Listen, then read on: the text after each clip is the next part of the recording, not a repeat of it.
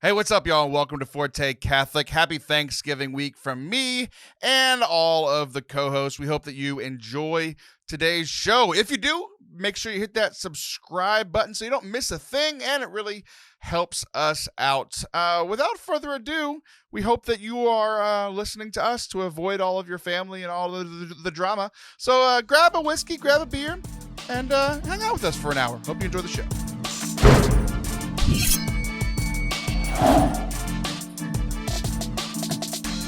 What's up? And welcome to Forte Catholic. I am Taylor Stroll, and that is Jonathan Lene, Bearded Blevins. How are you, Jonathan? It's good to go back to the OG Lene. Thank you. I'm doing well. How are you, Taylor? I'm doing great. Every time we record now, you have something new going on in your background. 2 months ago, you added the lion, which is gorgeous. Last month, you added the refrigerator behind you, which actually ruined the recording because it was just like it's so dude, try streaming when that's there the whole time. It's wild. Good. The water's good though. Yeah. I'm not going to pronounce it because I might get in trouble, but you can. It's focus water. Okay, sure. I'm sure that's what those letters mean. Yeah. And then this time you have a new light behind you. It looks like you have an idea that's kind of falling out of your brain. That's how it's supposed to look, and it goes right down to a little like Detroit Lions helmet. So it's a bad idea. Oh, it's a bad idea. But you'll notice now these like black panels to give some texture, and then you'll see people who are listening can't see this, but then the beautiful line painting that you love is like lifted up now, and so we're adapting and growing until finally I can just buy a studio and not stream in my basement. Is that a spiritual thing? Like the lion is lifted up, like the Lion of Judah, Aslan, you're raising him up? So yes to all of those things. It is the reason the lion is there. It's blue because I love the Detroit Lions, but also the tribe of Judah. It's not a Detroit lion, right? It's just a lion. And it's in like the stream in general, pre-evangelization, man. Like a gentle like a lion, but like the truth will roar, Yeah, and we're gonna get it. We're gonna come back to the pre-evangelization here in just a second. Okay, I like that. You went spiritual right at the beginning. Yeah, I want to talk about something not spiritual before we get back to the spiritual point. I love every week when the NFL power rankings come out. So for those of you who aren't sports fans, there's 32 teams in the NFL, and the power rankings go from like the worst team right now to the best team right now. It doesn't necessarily mean like the best record, because that would be easy. But like if a team has gone like on a 6-game winning streak, but they lost the first 3 games, so they're like 6-3, but they've won 6 in a row, they might be number one, even better than a team. But here's what my favorite thing, John, is the countdown video that the NFL releases every week with the power rankings. Yeah. It's very fun for me to see which of our teams is 32 and which is 31. Yeah, I have a hard time believing that the Lions are going to now at this point at 0-8-1. I have a hard time believing they're going to top Houston or the Jaguars unless they win a game. Yeah, here's the weird thing is like, I don't understand how you don't do this every year, because the Texans have been good the last few years until last year when, our quarterback decided to do some illegal things. That's a whole nother deal. Yeah. But like we've had some good seasons. But I remember back at the beginning of the Texans, like we were winning 1-2 games a year. And like we were actually it's like this thing's like it's your team, but you're kind of rooting for them to lose every week because you want them to get the better draft pick. Yeah. Right. So now it's one of those things where it's like, I have become a Lions fan. I was rooting for them like crazy this last weekend. Oh, same. Because I really wanted them to get a win so that they would be at least tied with the Texans for the worst record in the league. Because I want the Texans to have the first pick. I want your Lions to do great from here on out, John. Dude, we probably don't want to go too far into the sports rabbit hole, but I could. Do we want the same player? Because the Lions want Thibodeau, the defensive end. He's like a freak athlete from Oregon. He's a stud. Is that the direction the Texans are going to go in, you think, too? Here's the thing, and you're right. We don't want to get too far into it, but like the Texans very, very, very much need a quarterback, but it's like the worst quarterback draft in a very long time. So no matter what happens, we're screwed. Welcome to Forte Catholic, everybody. We're glad you're here. Football is still great, even if your team sucks. God is still great, even if your church sucks. Hey, you're doing good today. Thanks, buddy. Of you. The pre-evangelization stuff. So I'm not mad at you, Jonathan.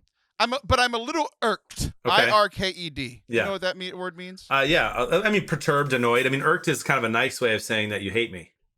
Yeah, sure.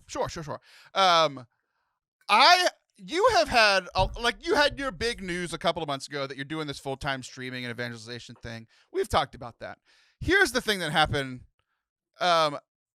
Within the last 2 days, I found out that you are a guest on one of our partner shows. You were a guest on Ave Explores, and you're going to be a guest on this new like gaming and God show on Word on Fire, one of the biggest online evangelization things. And I had to find out both of those things on the internet. You're my friend. I want to celebrate the good things in your life with you, and you just didn't share. I'm irked. Okay, you have a right to be upset. But you must understand where I'm coming from, right? And I don't even know where to start with this, bro, because it's good for this. We should have. This is great. This is gonna be a good conversation. Because in ministry, right? Like I had a good mentor, Joel Stepanek, great mentor, and he always was taught me as I was growing as a youth minister. Is he and then younger than you? No, he's older than me. Oh, really? Yeah, he looks younger. No, yeah. Hey. So he was my boss, right? And we became best friends, and he kind of mentored me through youth ministry, and I learned a lot from him. And then we both kind of like started speaking, right? Like, and traveling to speak and stuff. And we both kind of had similar complaints about, at times years and years and years ago, about people promoting their own stuff. Like, like they go to a place and they're like, and you and I have talked to this a little bit too, like sending emails and to like random people and just being like, have me come speak. And I've just never been comfortable with it for whatever reason. And I hate going to like shows or to concerts or to like conferences, and speakers get up there and they're like, hey, I'm selling stuff in the back. And I was wrong. There's nothing wrong with being proud of a gift that God has given you and wanting to share it with people. But I'm still bad at it. So I just literally talked to like 2,000 kids in Green Bay at different places last week. And I was like, okay, I have my own business now. And this is a thing that is good for kids. I should like let them know where to find me on social media and on Twitch. And I never brought it up. Yeah. And I'm like, what is wrong with me? So anyway, I have this like, and it's not false humility. It's not because I like think I'm great, but I never know what to share. So I'm very excited that I'm on those two things, but it feels arrogant to text you and be like, look at all the cool things. Here's the thing. It makes a little bit more sense to me now, because do you know who I had on this show and yelled at them about not promoting their stuff? Who?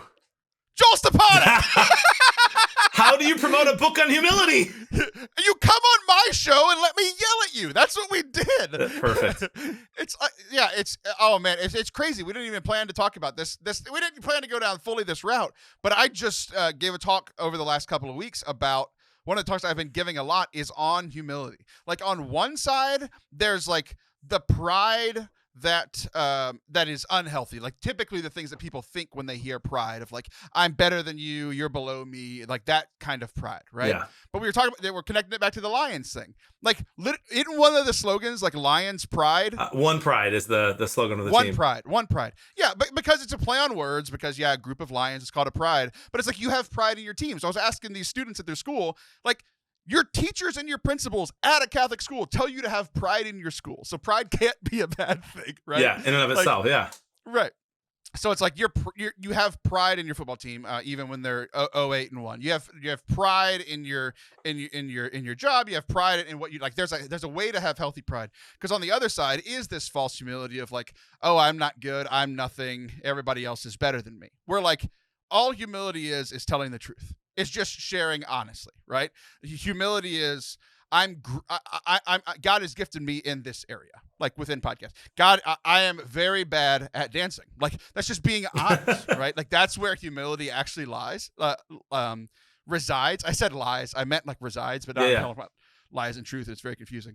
But man, like, and I get what you're saying. Like the public thing, like I've been trying to grow this YouTube channel for almost 2 years now. You know the number one day where I got the most subscribers? What? I was speaking at a conference with 400 people. I said, pull out your phones, and 50 of them subscribed right then. Like, yeah. It was the best thing ever. But like, I get what you're saying. Because like for me, when it's like at live events where I'm speaking, like I have to know, like if I'm leading into, because I'm not going to promote anything before I do anything, because it's like I have to earn that, right? Yeah. But if I'm leading into like adoration, I'm not going to be like, okay, let's pray, and then also follow me on TikTok or whatever, you know? So like I'll just let that be. But if it's like kind of lead into a fun thing, lead into lunch, whatever. Like, hey, everybody, get out your phones, follow this if you want to stay connected. And like, an eighth of them do. So I get what you're saying. Yeah, and so I guess I have some cool news to share. You sure do. And wait, before you share it, the other thing that makes me mad is even if you have this thing about being prideful, like out in public, I'm your friend. You can text me in public, or in private, I mean. You can text me privately and be like, hey, these things are awesome. I'll be better. Or I can just share this news right here on the podcast. Sure. So at 3:00 today, just in a couple hours here for me, I will be recording. I'm going to be in a Notre Dame football commercial. No way. Yeah, it's so weird, dude. Like, they reached out to me because of the thing I did with Grotto Network, which is a Notre Dame affiliate years ago. Yeah. One of our other affiliates. I'm glad you told me about this affiliate that I work with. Yeah. And so, yeah, they're doing so I don't want to give it away because I'm sure it's supposed to be a surprise, but they're doing some cool thing for some cool commercial for the decision day, right? Where all the recruits in high school share where they're going to college. And so I'm going to be in that video, Notre Dame football, as a streamer. So that's awesome. Super weird, man. Super weird, but I'm excited about it.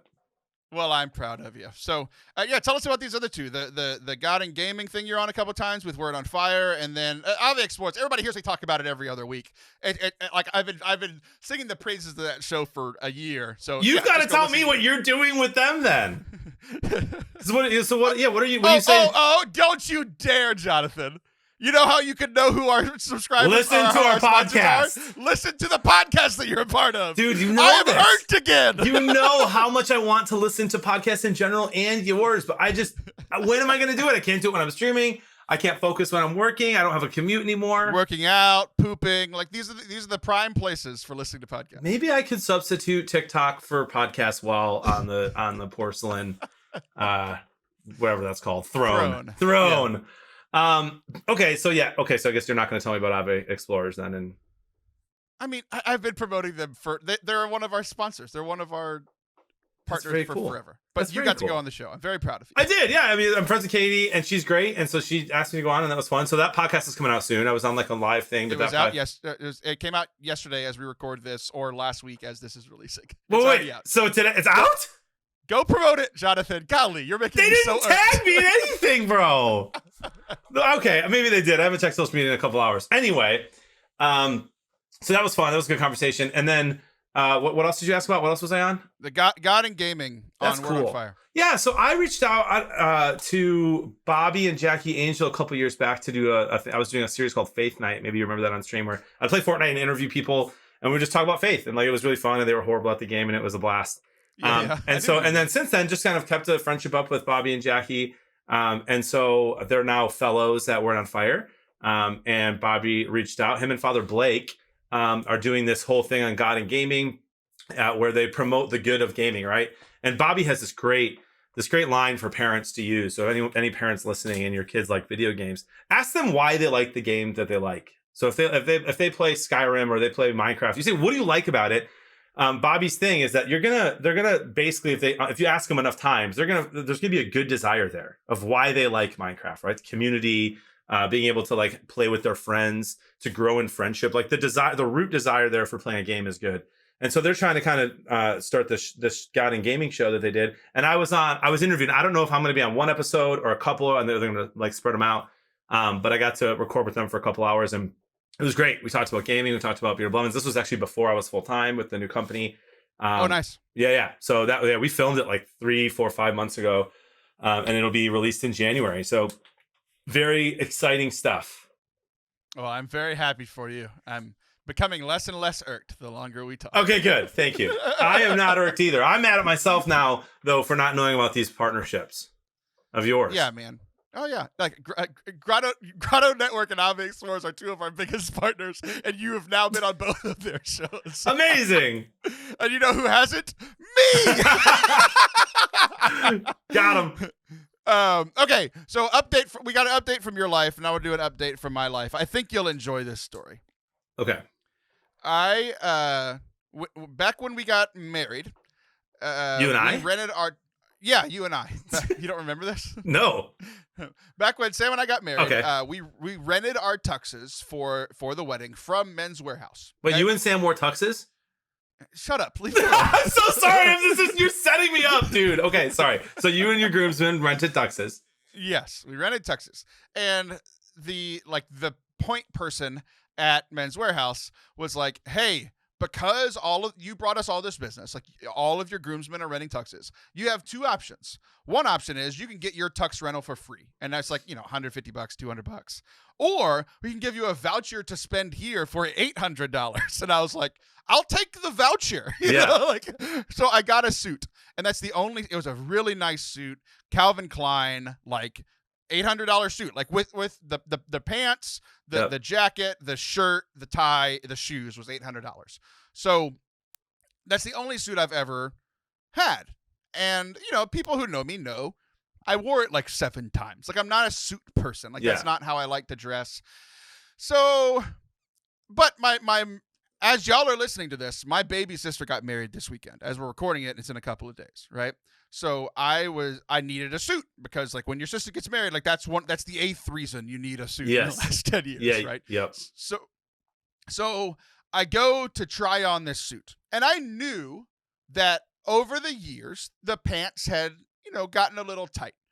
So I'm like, I know I'm going to need to go get them altered. I've never had anything altered before because I would always just buy new stuff. But like, I don't want to buy a new $800 suit, right? So I knew I was going to need some help on the pants. I go and I put on the jacket. You see the fat guy in a little coat skit? Yeah. Was that you? Yes. Oh no. At that moment you realized you need a new suit. That when I bought this, I was 6'2", 225 pounds and like 7% body fat. And now I'm the same height at 280 pounds. You mean you didn't grow? Yeah, exactly. So I was like, all right, I don't know how alterations work. So I take them to this lovely lady. Her name is B-E-A. Love, like when the woman that you imagined when I said that she is B at B Alterations, that's what she looks like. She's just an elderly lady, super sweet, kind of grizzled. She's been doing this stuff for years and years and years. I bring in my suit, and she looks at me, and she looks at the suit, and she goes, "Oh, honey." Oh no. Oh no. She's like, we can make this a vest. Yeah, the pants can be a vest. Yeah. So she's like, oh no. Like, she's like, there's no way. There's just no way. I was like, okay, that's kind of what I figured, to be honest. I just didn't know how any of this worked. So I went to Men's Warehouse again. I got refitted, and I finally am having to pay the consequence for being fat. I had to spend $500 on a new suit. Oh man. So you not only did you have to get a new suit, but you got a crappier one. I got a crappier one and humiliated. Gosh, where's the win there? There is none. And here's the thing. Now, happy wedding, sister. Like, was your next thought? Because here's where I'm at. I don't know how much down this rabbit hole you want to go, but I could go anywhere with you today, my friend. It's a good day. I'm wearing these new tees. Like, as you know, I've been working out. I'm doing well. And I want to. I have a stack of clothes that I want to fit back into. And I won't give them away. Like, I give away a lot of stuff, but I want to keep these clothes. And so then I bought some of these True Classic tees, which I'm wearing now. And if you've heard of these, I like them a lot. They're slimming, so and they fit me. I'm a broad shoulder guy, so they should fit me even if I lose weight. But $500 suit, bro. That's enough motivation for me to not work out. I'm like, now I'm not losing weight. I got to buy another suit. Yeah. These pants are so loose, I can get up to 300 pounds. Yeah, nobody will bat an eye. That would have been my first thought. I would have bought that and been like, guess I'm getting McDonald's tonight. Yeah, exactly. So I bought the suit, and over the last couple of days, I looked at like the health app on my phone, and I noticed that I was averaging like 2,000 steps a day, with most days being like 1,000 or less. So, and we talked the last time you were on about me being busy. That has been a part of it. I'm not going to lie to myself, like taking care of myself physically. We talked about that the last time you were on. Yep. But I'm coming out of that time. They're not slow, but they're not as hectic as they were. So I like finished work at like 5 or 6 one day. And I was like, you know what? I haven't hit 10,000 steps. And I scrolled back. Oh, no. Since August 3rd. Wow. When I was at Life Teen Camp and had to walk around the entire camp. Sure. So I made it my goal to take 10,000 steps. So I left my house with under 1,000. And I said, I'm not coming back until I have 10,000 steps. I walked 5.5 miles in one trip because I felt fat from having to buy a new suit at Men's Warehouse. Wow, that's amazing. Do you know exactly how many like average steps there are, like, or how many miles there are for an average 10,000 steps? For me, it shifts. I think. Like I knew when I was hitting 10,000, it was always around like 4 or 5 miles because it's all about like stride length or whatever. That's like 5. I just Googled it, and be proud of me. I used my phone instead of my keyboard. I am. 5 miles, dude. That's a long walk, and you're supposed to get that a day, right? You are. So, like, that's the thing. It's like my life is so sedentary. I'm sitting at this desk in this chair all day editing something. And then I'm just exhausted by the time I finish work at 6 p.m. to 2 a.m., depending on the day. So, like, going out to walk is difficult. So, I'm starting to do that. I'm starting to binge walk is what I'm calling it because I don't have time to do anything else. I went to the gym for the first time in 2 months. I walked for the first time in 2 months. So, things are looking up. But I have a couple of other changes that we're going to talk about whenever we come back. We're going to take a little bit of a break, and there's a couple other updates in my life that I want your opinion on. Can't wait. My friends, you have a choice this Advent. Get caught up in the annual rush of shopping, decorating, and parties, or slow down and take the time each week to remember who this season is all about: Jesus. Join Ave Maria Press this December for a very special Ave Explores Advent 2021. Each Sunday, beginning on November 28th, you'll have access to beautiful Advent reflection videos by Father Jon Blevins. Love that guy. I've done an event with him in Iowa. He is phenomenal. It's based on his new book, Adore, a guided Advent journal for prayer and meditation. Also, look for new podcasts each week with host Katie Prejean McGrady, who reflect on Advent's theme of the week with special guests, including Sarah Swafford, Heather Kim, Sister Miriam James Highland, and Father Burns. So make sure that you subscribe to the Ave Explores podcast wherever you listen to podcasts, especially during this Advent season. Welcome back to Forte Catholic. I am Taylor Schroll, and that is Lene. John, last segment, we were talking about, me gaining weight and having to buy a new suit, and we were talking about, things that are happening in your life. There's another update that has happened in my life that I want your opinion on, and I want to talk to you about, because you are a person that has experienced what I am now experiencing because of this new thing in my life. Are you ready for this? I'm ready. I just bought some blue light glasses. What's a blue light glass? Ooh. You've never heard of blue light glasses? I've never heard of them, but you look 100 years older with those on. That's not what I wanted to hear. Sorry. But at least you're honest. No, I wanted your honesty. So blue light glasses, it's for people that are like staring at screens, because the blue light in screens can make your eyes hurt after a while. So like, while you're gaming, if your eyes can start kind of drying out and starting to hurt a little bit. If you're, they say that blue light, if you're staring at your phone or your iPad or so, or even like me, like working late at night, like the blue light is actually gonna keep you awake at night. They've done studies on like sleep studies and stuff.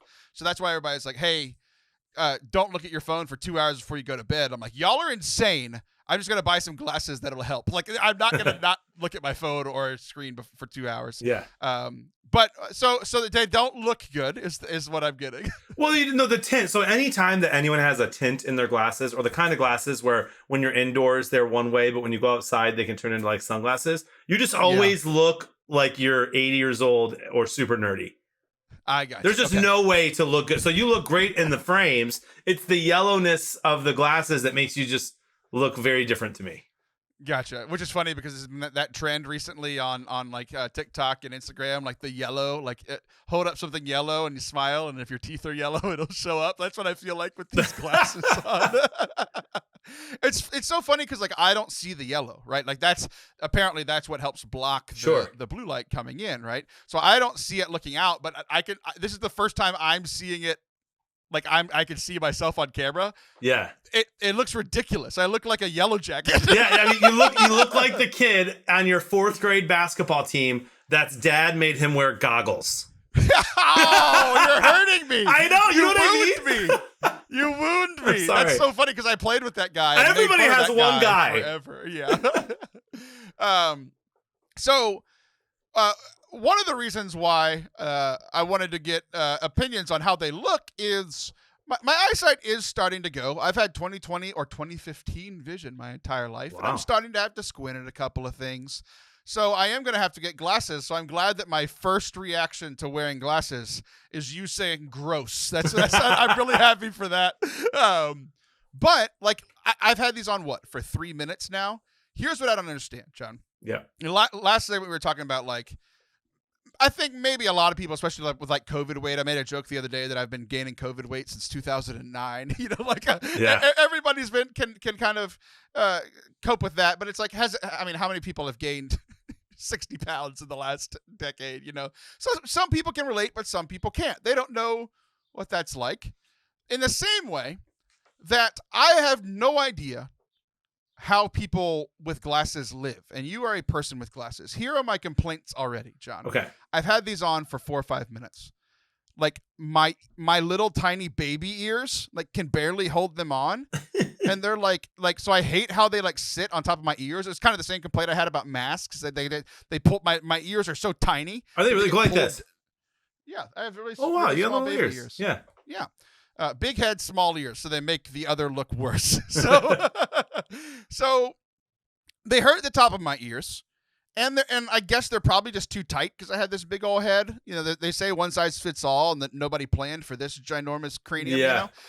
So they're like kind of digging into like the sides of my head. They smudge up all the time, where I have to like wipe them with this little surrender cloth thing. Yeah. And after like 2 days, I lost them. I couldn't find them for like 3 days. So I did all of the glasses owner things within a week of having these things. I don't understand how you people do this. Okay, so real quick, it looks like there's what's there? Is that sweat? Is it? That is heat because I'm very warm and it's the heat from my forehead. That's amazing. These glasses. You've got condensation because of the sweat in your room, bro. Okay, that's crazy. Well done. Sometimes I'll eat spicy food and that happens to my glasses. It's very goofy. Oh no, I sweat when I have thoughts, and I've had like 4 since the show started. So just I'm 4. sweating my butt off. Yeah. So I mean, here's the thing, bro. I've gone back and forth I've had glasses and needed glasses probably since middle school. So like 20 years, maybe 22 years now. No. And I've gone back and forth between both glasses and contacts because contacts, as you know, they're nice because no one knows that you have, vision issues and whatever. You don't have to worry about losing glasses or anything. But contacts that my eyes get dry. If you lose one, you always have to have more on you, or you're just not going to be able to see out of one eye for half the day if you rub your eye wrong, right, or sneeze. And for some reason, this is probably they come out if you sneeze. If you like sneeze and then like rub your eye or something, I don't know. I sneeze violently, John. And your contacts stay in? Oh, dude! No, I don't wear contacts because I have perfect vision. Oh, yeah. But if I sneeze, I feel like my lungs come out when I sneeze, so I can't imagine having contacts in. Yeah, it's not fun. And so I think that glasses and contacts both suck for different reasons. And I like glasses better because you can just I don't use that little thing you have. I know the eye doctor tells you to do that. I just use my bottom of my shirt to clean them. Your head will the glasses will adjust if you wear them long enough to where it doesn't hurt the back of your ears. And so I don't mind them too much. And I lose sunglasses. So I'm with you there. I've never really owned a good pair of sunglasses because I always lose them. But for some reason, I never lose my glasses. I think it's because I need them on. You don't need them on, right? So right. For me, I need them. I can't see without them now. And so I just put them next to my bed. I don't put them in a case. I probably should. But yeah, I'm team glasses in my old age over contacts because contacts are even more annoying. Your eyes get all dried out. You got to like spray stuff in there. Be thankful for your vision, people listening who have 20/20 vision. Yeah, all the young people, all the old people listening are like, shut up, Taylor. Yeah. These are new complaints. But that's the thing is like you're right. Like I don't need them for like my vision. I will soon. Like that's part of this is like starting to kind of get used to this thing. But like, man, it is bothering. Like having to like de-smudge them is bothering me because like I'm not used to having them on. So like I'll go up and like to touch like my eyebrow and I'll accidentally touch the lens or whatever because I'm just not used to having them on my face. And they'll just get like you pick it up one time, there's a big old thumbprint on it, and I have to wipe that off. And like I'm so OCD about stuff like that. Like everything has to look perfect. Like we spent 10 minutes in between the segment trying to fix your lights because it was giving me OCD during the last segment. Like that stuff like that bothers me. So like I don't know. Like I'm having to desmudge them all the time. It's like annoying. It's one of those things that's like I quote unquote am starting to need them just because of the amount of screens that I'm staring at. My eyes are starting to hurt and like I'm having trouble sleeping and all this stuff that is like from blue light stuff. But I will need them soon for that. And like it is good to hear that like you'll get used to them. And I guess like my cranium will be smashed in a little bit so that it'll adjust. I'm glad to hear that, I guess. But it's funny that I came into this and I'm like trying to like, hey, I've never been one of you, but I'm trying to relate with one of you. And you're like, yeah, well, contacts are worse, you loser. Like, dang it. Well, I'm not really related to you. But what I was thinking about as I was wearing these after I was like, this sucks and I'm irked by these glasses. But it was like, oh, I'm starting to understand like what glasses wearing people have had to go through forever, right? Like all these little problems. Like I had all the problems within 2 days, right? All of these things happening. And I was like, man, like people go through this all the time. It's just like I have my own problems, but I never understood this issue. And now I'm starting to. So what do you think about that? Yeah, it's good. It's good perspective on life, my friend. Wearing someone else's shoes and walking in them for a while. Walking in someone else's glasses. Walking in someone else's glasses. It's a good point. That's a joke I had written down, and you led me right to it. Thanks, John. Oh, really? Wow. Yeah. I mean, I think of like the things I don't know anything about. I can't imagine some people with diabetes that have to like check their blood or prick their finger and do a test like multiple times a day. I had a friend who had to do that in middle school. It's like, oh my gosh, I can't even imagine. Yeah, it's tough. So what it got me thinking about is how we often give the benefit of the doubt to two groups of people. One, we give the benefit of the doubt to like our friends, like people who have earned our trust. We give them the benefit of the doubt. The second group is people that we know something is going on, right? So like, if you know that somebody is really busy, you're probably going to, leave them alone a little bit or that sort of thing. If you know that like somebody's family member has passed away, they're probably not going to be themselves, and you probably need to be generous with them or like, cancel an appointment you had with them or reach out to them or like do something different with them, right? Yeah. But I think one of the dangerous things, it's dangerous, but it's just part of life. It's like the other groups of people, like people that you don't know and therefore don't know what's going on in their life. It's like I can just be treating you regularly, but if somebody in your family passed away and I'm just treating you regularly, that can come off as rude. Right. Yep. Does that make sense? Yeah, totally. Or it's even to like, let's just say you were one of my clients, right? And like you're late in getting me something, or I'm late. Let's flip it the other way. You're one of my clients and I'm late in getting you something, right? Like I was supposed to have something that was due to you today and I still haven't gotten it to you yet. And like in a normal life, you're like, I'm your client, you're my client. We've been going back and forth on these things, but like, it's not if like somebody passes away or I have to deal with something with like a kid having to go to the hospital. Like if you just chew me out, I could come back and be like, dude, leave me alone. Like my kid's in the hospital or whatever. Or I could throw it into your face, which has happened recently. Right. Yeah. Which is why one of the other reasons I'm thinking about this is like, hey, I really need this thing. You haven't done this thing. I've really needed you to do this thing for 2 months. And the person comes back and they're like, well, I had a death in the family and you just need to be patient. I'm like, well, okay. Like, first of all, you don't need to snap at me. Second of all, like it's been 2 months, like you could do something. Yeah. So I don't know. What do you think about that whole thing? I just kind of laid it all out. What do you think? No, I mean, I think that it's good to be patient with people all the time, and treat everybody as though, right, that you never know where people are at, right? So I try to always give everybody the benefit of the doubt. I don't know. I think you do that too. I would assume that you do that. I'm pretty patient. I'm probably over patient with people, my friend. Yeah. I have my limits. I'm patient with people, especially when they're my friends. So I kind of have these two groups. It's like friends that I know what's going on in their life. And then like the next group is like people that I know what's going on in their life that might not be friends, or friends that I don't know what's going on in their life. Like, like me, somebody getting all these great interviews and not telling me about it. But then like other people who are like not really friends, like people that I work with, like, or people that are like I'm in business deals with or something like that, where it's like they're not really my friends. I don't know what's going on in their life. So like if I asked you to pay something 2 months ago and you still haven't paid it yet, like I'm not being patient at that point anymore. Yeah. I'm like, look, you need to pay this. We agreed on something. I did my part. You have not done your part. You need to pay it.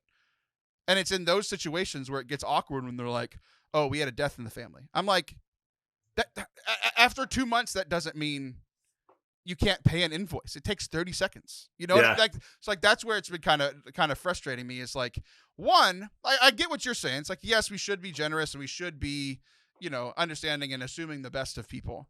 But if you continue treating me poorly, I start to begin to care less and less about what's going on in your personal life. Does that For sure. sense? Oh yeah, dude. When I was 17, I lost like 8 grandparents. That's. Yeah. One, I'm sorry. Two, how do you have that many grandparents? Yeah, no, I don't. I don't have that many grandparents. I just kept lying about why I was missing work at Best Buy. Oh, I see what you're saying. I was like, wait, what? I was like, I have questions, and my first gut reaction was to laugh awkwardly, and I'm glad I didn't. I see what you're saying, though. No, you should have laughed. You're a pathological liar. Yeah, I actually lost none of them. But eventually my boss was just like, I don't think you have that many grandparents. And I was like, yeah, I quit. Yeah, you're like, I am the grandchild of many divorces. Yeah. So yeah, I it's just been something that's been on my mind. It's like, look, like, so on the like receiving side of when this is happening, it's like, look, just be generous with people, try to be patient with people, but also like on the, if you're in a situation that things are going badly, it's like, don't abuse that situation. Yeah, right. Like, totally. Yeah, like don't abuse the, hey, my grandma passed away 2 months ago. It's like, that's not an excuse to not pay an invoice. Like we had an agreement, that sort of thing. So, okay, little less serious thing. We're gonna end the segment with this. Okay, I'm ready. Both of us, it was, I guess, 2 weekends ago now. You had a first. You had a first in your life, and what was that first that you did? Yeah, so it was the first time that I was alone with all 3 kids for longer than a day. I have been alone with my 2 oldest many times, my oldest many times, but never all 3 kids. My youngest is almost 2; she'll be 2 in January, for more than like 12 hours. And this time, Jody went on a well-deserved trip with one of her best friends, and I had the kids alone from Thursday morning until Sunday morning. So like all of Thursday night, Friday night. And then Saturday I went to my parents' house, as my mom will tell you. But I did a lot of work there too. I wasn't just like letting my mom do all the stuff. So yeah, about 72 hours of dad time. And it was amazing. You did it. You messaged me about it. You were like a little nervous, and then I messaged you like one day in. You're like, "This is great. I'm loving it every minute of it." Yeah. Not only did Jody deserve and need like the space and to go have some fun with her friend, but like I needed the quality time with my kids. I spent every second with them. I don't know about you, but like every once in a while when I've got an hour or 2 or 3 with the kids, like you find yourself on your phone. It's like, what am I doing? Like, why wouldn't I just spend quality time with them? Dude, your text was one of the only ones I responded to those 3 days. I had my phone away, hanging out. Dude, we got haircuts. I took them to McDonald's once. We got a donut on National Donut Day. I mean, we had an absolute blast. So while you were having your first weekend, I was having my second weekend ever alone with my kids. Friday, Saturday, Sunday. The same weekend? The same weekend. Love it. Yeah. So I the last thing that I texted you at the end of the week, we were kind of joking about it after Jody had gotten home. We had very different weekends, John. What was y'all's eating situation like whenever Jody was gone? Well, so here's the thing. My kids don't eat like a ton of like they just for some reason stopped eating. We fed them all the good foods growing up, and then they just stopped eating them. So they eat basically this, like they eat protein waffles for breakfast or pancakes. I made homemade pancakes every morning. I love cooking, by the way. Lunch, they may eat nuggets or butter noodles, so I made them that. And then dinner, we had McDonald's once, and then I made them either, some type of casserole or something for dinner. I gotcha. So Friday morning with my kids, took them out for like breakfast tacos or something. Okay. Around lunchtime, we went out for pizza. That evening, we went out for dinner. Saturday morning, we went out for breakfast. We had a late lunch, and then we went out for dinner as well. We DoorDashed a couple of times. Sunday morning, it was actually very difficult. I didn't realize how busy breakfast was on like church breakfast, but we did find a place where we could have breakfast. We went out for lunch after that. Every single meal, John. Every single meal, because my wife is a tremendous cook. I I do not like to cook. I cooked for myself for years when I was in college. But now that my wife cooks everything, it's been 10 years since I've cooked myself food, John. That's not true. I've cooked I cook like once a year. But like, I mean, we ate out every meal. Like, it's not something I'm dealing with. Yeah, so bro, that's an expensive weekend. Oh, it's whatever the cost it was to get through it with all four of us without our like, she is all four of our moms. You know what I mean? Like, she takes care of all four of us. Like, we needed to do it. So, yes, it was more expensive than a normal weekend, but you know what? No stress. We had a great weekend. It was so much fun together. That's good. And you know what? Those are memories, man. Your kids are going to have those memories forever. Well, at least your older ones. So I don't know how old your youngest is. Yeah, 4. Okay, great. So, they'll have those memories for life. Yeah, and you were saying like, oh, I got off my phone so I could spend time with my kids so that they can remember it. All they're going to remember is that Dad's weekend was fun because we went out to eat for every meal. That's all I'd say. I stayed on my phone. I didn't have to earn their love. I paid for it. Amazing. So to close this out, to kind of bring that story together with our initial conversation here in this segment, I tweeted out on Friday, the Friday that my wife left us. And yes, I worded it that way on purpose. Don't worry, she came back. It took a whole weekend. But I sent out this tweet. I'm babysitting all weekend. Whose kids, you ask? My wife's. So like, it was this whole group thing, right? People that know me and like follow me know who I am. They were laughing. Some were like, "Oh, Taylor, stop it." You know, like the older ladies or whatever were like, "Ah, stop it, Taylor," whatever. But they're like being silly. Yeah. Other people laughed.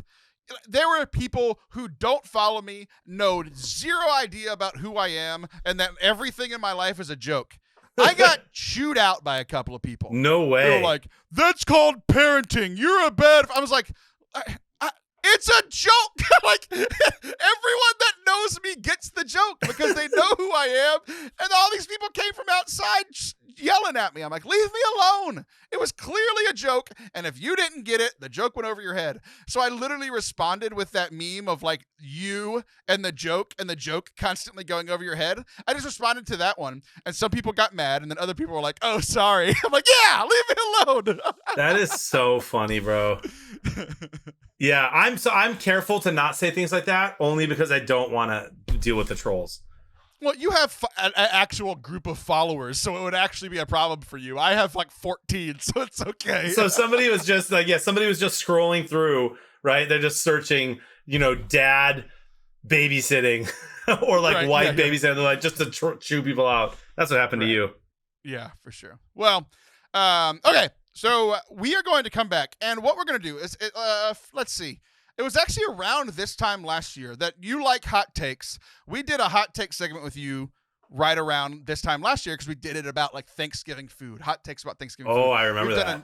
We've done another like random hot take section, and I know that you like hot takes. So what we're going to do is we're going to do cold takes, like soft takes. I just have a bunch of random thoughts that I've accumulated that none of them, people know. I take notes throughout the week or I like tweet little pithy things or whatever. Then sometimes they become a segment because I have a whole thing. All these thoughts aren't a segment in their own. But I was like, hey, we have John here. I have these random things. Let's get some cold takes from John on these random thoughts. We'll be right back. Don't go anywhere. All right, it's time for everybody's favorite game during the middle of the commercials of the podcast. Can Taylor pronounce the advertisements? Well, here it goes. From our friends over at Select International Tours, the first trip I want to tell you about is to the Holy Land with Deacon Harold Burke Sivers. I'm doing okay on pronunciation so far. After visiting the Holy Land, which I've always wanted to go to, the group will head to Germany to see the famed Aberammergau Passion Play. I think I did it. This trip is May 6th through 16th of 2022. All the details can be found at fortecatholic.com/tours. The next trip is the Modern Catholic Pilgrimage. I have had the movie The Way stuck in my head and been thinking about it multiple times throughout the week ever since we started doing these sponsorship reads. I love that movie. If you haven't checked out the movie, go check out the movie. And if you watch that movie, I know that you'll want to go walk the Camino de Santiago in Spain. You can do so with this trip on July 23rd through August 2nd. It's one of the biggest things that I want to do in my life. Hopefully I can, when my kids get a little older and I can lose a little bit of weight so that I can actually walk for an entire month to walk the way, walk the Camino. I would love to do that. You guys can do it soon. Again, check all that out at fortecatholic.com/tours. Welcome back to Forte Catholic. I am Taylor Schroll, and that is still Jonathan Bearded Blevins, who you can find on Instagram, TikTok, Twitch, YouTube at Bearded Blevins. And don't find him on Facebook at Jonathan Blevins because he's too fancy and won't answer any of your messages there. Believe me, I've tried. Have you really?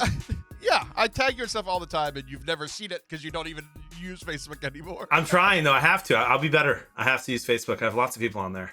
I feel like you say you'll be better every time you're on this show, and it's never improved. You don't think? Other than the working out.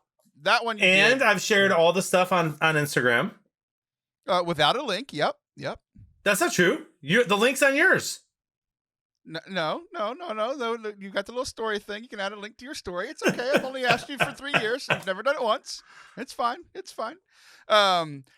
So these are some hot button issues between us, but there are one of the things that you love, and the reason why I pointed people towards all of your places is that you love hot takes. You're a big fan of hot takes. You've done hot takes in the show before. A year ago, like this episode, you did hot takes on Thanksgiving foods. Yeah. As we're about to celebrate that soon. Eat steak, not turkey. There you go. We've done another random hot take segment. Well, today I thought we'd do something a little bit different. We're going to try a cold take segment because I don't have a bunch of hot takes, but what I have, people who listen to the show all the time know that I just kind of take notes on random thoughts I have, or random things that happen. I take notes on them, and those become the segments of this show. Well, I have a bunch of random pithy thoughts over the last few weeks that didn't quite make it as a full segment, but I'm like, oh, these would still be good conversation starters for a cold take segment with John. So all you have to do is respond to these. What do you think about that? I'm excited. Okay, good. The first one, have flat earthers never seen a mountain? Have flat earthers never seen a mountain? Why would a mountain prove that the earth is not flat? Because it's pointy. Pointy. I don't get it. Instead of a flat earth, it's a pointy earth. Oh my gosh. That is bad. 0 stars, negative 10 points. If this were Whose Line Is It Anyway, where the points don't matter, you get none. But here's the joke behind the joke, Don. Do you get the joke behind the joke? I don't right now. Okay. I do these a lot where things are funny to me, but people might not get them because they're just scrolling through Twitter and they read them and they're like, what is he talking about? Or, oh, that might be funny because it's like pointy earth instead of flat earth. Oh, ha, ha, ha. But here's the thing. What do you think is dumber? My thought that mountains make the earth pointy instead of flat, or people that believe that the earth is flat? Oh, you don't want me to answer that. I do. I think your joke is lamer. Here's the deal, bro. Let me ask you this question real quick. So, would you say the sun is hot? Heck yeah. Then how come the closer you get to the sun, like on the top of a mountain, it gets colder? Science. See, like aliens, that, bro. Bro. Oh my gosh, bro. You ever been to the sun? No. Exactly. So, anyway, you get 0 points. Are you an insane person? I am, but I'm also not a flat earther. Okay. You're not Jon Blevins, not a flat earther, but believes the sun is cold. Yes. Okay, you heard it here first. Another random thought. This might dig into some parenting things. My kids had never, ever started getting into like the Mandarin from the Getting Iron back Man movies. together. Oh, different. Yeah, very different things. The kids had never beaten me at a video game. Okay. The other day, the weekend that my wife was gone, I played video games with them because I don't know what else to do with them. So my oldest, Chris, plays video games all the time. He loves video games. He's got a little an iPhone that doesn't have service, like on Wi-Fi to play games on there. We've got a Switch, we've got a Wii, we've got all these things, right? Yeah. He loves it. He had never beaten me. My 6-year-old daughter Maggie had I've very rarely played video games with her. We played Mario Kart a little bit, but she's 6 and starting to get into it. And then the 4-year-old has never played and still hadn't played. But we played Mario Party the other day, and I don't know if you ever played Mario Party with kids, but I get 8 stars and they get 1. That's how this usually goes, right? I got stomped by my kids. I got last place.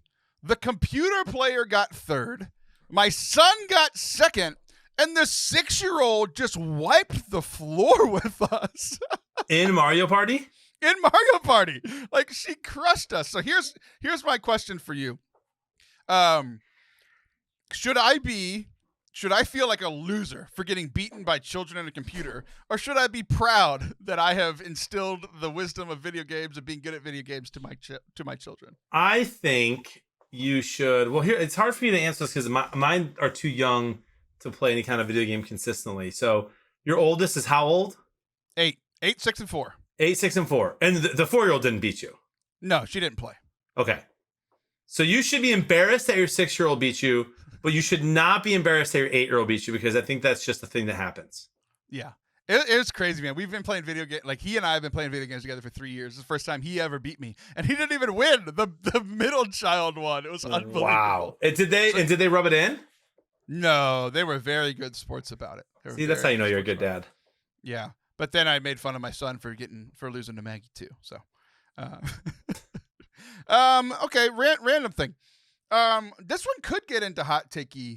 Okay. Thoughts. It could. I'm sure you have seen the previews for it, because it's been a movie that has been pushed a lot recently. Okay. So I tweeted out, does anybody else think it's weird that the first movie about the 2 greatest female tennis players of all time is centered on and titled around their father? So the movie is called King Richard, starring Will Smith, who's playing the dad of Venus and Serena Williams. So here, they might be the 2 most famous female athletes of all time. And the movie's called King Richard, and it's his story instead of the lady's story. What do you think? So first of all, you tweeted that?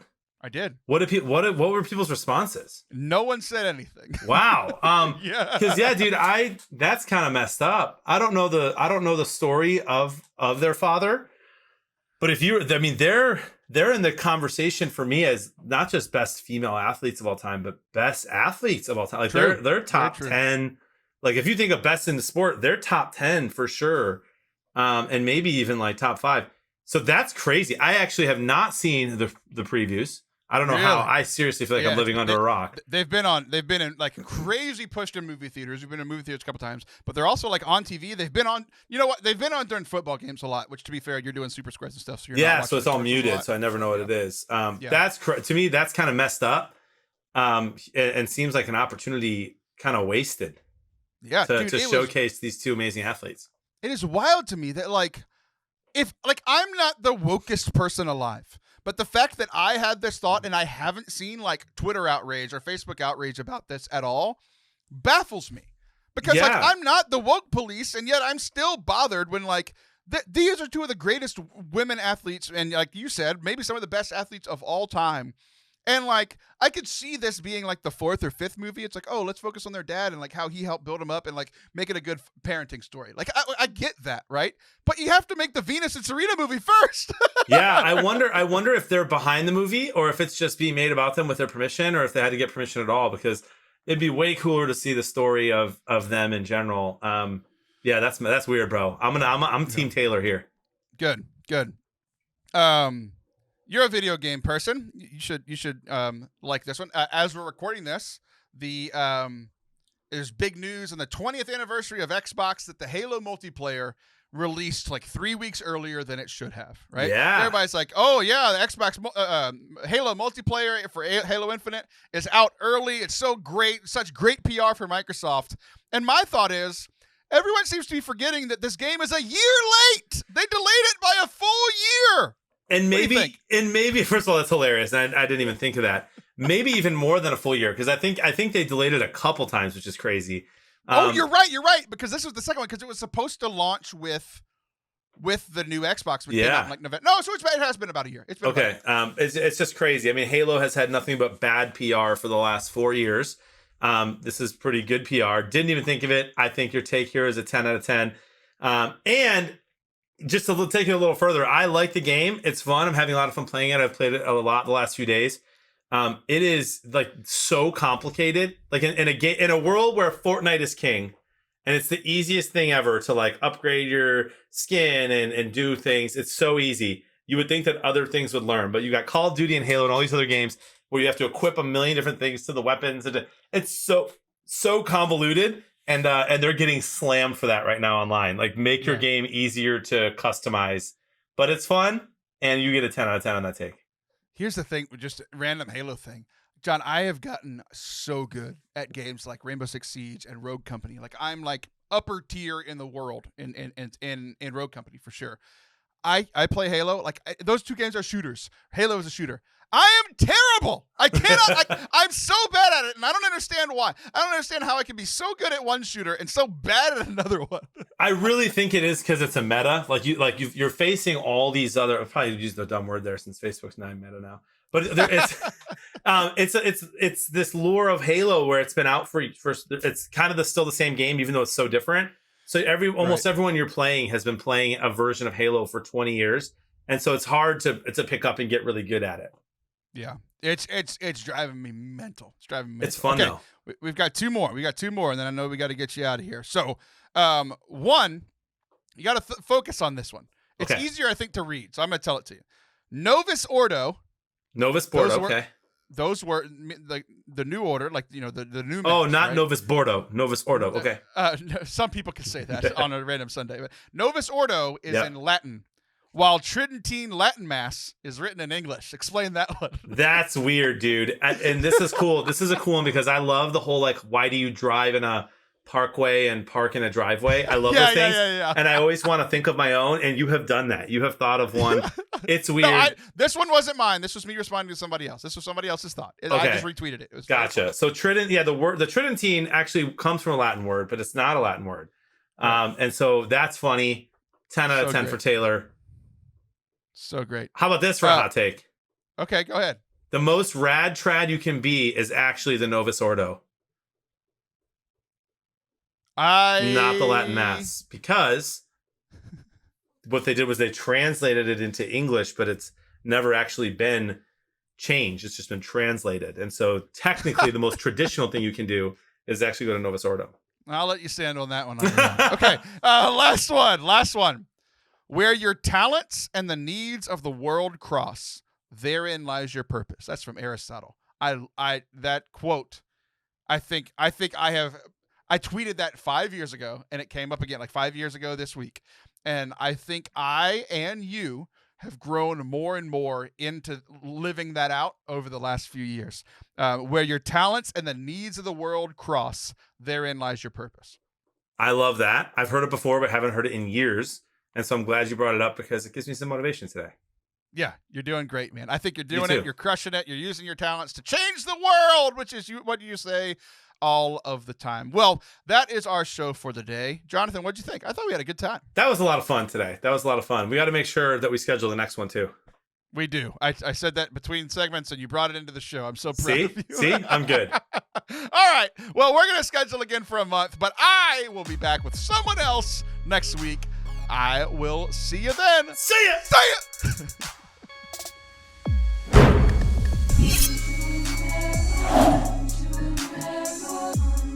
Thank you guys so much for watching and listening today. We hope that you enjoyed the show. We hope that you are enjoying or have enjoyed your Thanksgiving celebrations.